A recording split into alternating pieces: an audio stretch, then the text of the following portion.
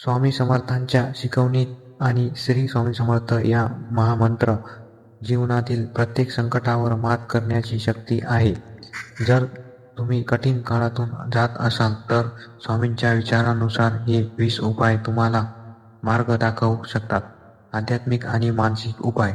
भिवू नकोस, मी तुझ्या पाठीशी आहे. या वचनावर पूर्ण विश्वास ठेवा. अर्धी समस्या तुमच्या आत्मविश्वासानेच सुटते. तारक मंत्राचे पठण. रोज किमान 3 वेळा श्री स्वामी समर्थ तारक मंत्र म्हणावा. यामुळे घरातील नकारात्मकता दूर होते. नामस्मरण. श्री स्वामी समर्थ या मंत्राचा जमेल तितका जप करा. हे मानसिक शांतीसाठी अमोघ शस्त्र आहे. नित्य सेवा. दररोज स्वामींच्या प्रतिमेसमोर दिवा लावून स्वामी चरित्र सारामृत मधील अध्याय वाचावेत.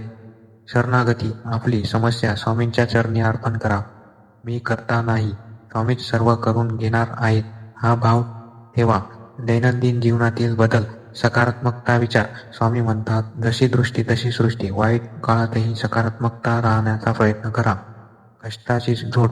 केवळ नशिबावर अवलंबून न राहता प्रामाणिक प्रयत्न करा. स्वामी कष्टाळू भक्ताला कधीच अंतर देत नाहीत. अहंकाराचा त्याग. संकट काळात अहंकार बाजूला ठेवून मदत मागायला किंवा शिकायला लाजू नका. संयम आणि धीर. अनेक समस्या केवळ वेळ गेल्यावर सुटतात, त्यामुळे घाईघाई निर्णय घेऊ नका. शिस्तबद्ध जीवन. सकाळी लवकर उठणे आणि रात्री वेळेवर झोपणे याने शारीरिक आणि मानसिक ऊर्जा टिकून राहते.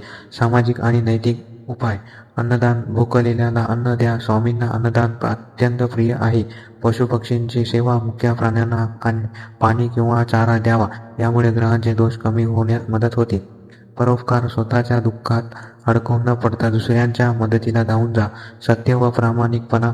कितीही कठीण प्रसंग आला तरी सत्याचा मार्ग स्वीकारू नका. क्षमाशीलता. इतरांना माफ करायला शिका. मनात धरून ठेवलेला राग आपल्याच प्रगतीत अडथळा ठरतो. घरातील शांततेसाठी उपाय. स्वच्छता. स्वामींचा वास तिथेच असतो जिथे स्वच्छता आणि प्रसन्नता असते. कुलदेवतांची सेवा.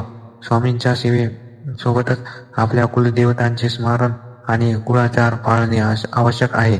घरातील संवाद. कुटुंबातील सदस्यांशी प्रेमाने बोला. संवादामुळे अर्ध्या समस्या सुटतात. व्यसनांपासून दूर राहा. कोणत्याही प्रकारचे व्यसन माणसाची बुद्धी आणि संपत्ती दोन्ही नष्ट करते. नित्य कृतज्ञता. जे मिळाले आणि आहे त्याबद्दल देवाचे आभार माना. कृतज्ञ राहिल्याने आयुष्यात सुख वाढते.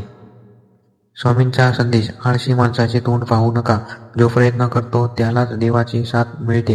व्हिडिओ जर आवडला असेल तर लाईक करा आणि चॅनलला सबस्क्राईब करा. धन्यवाद.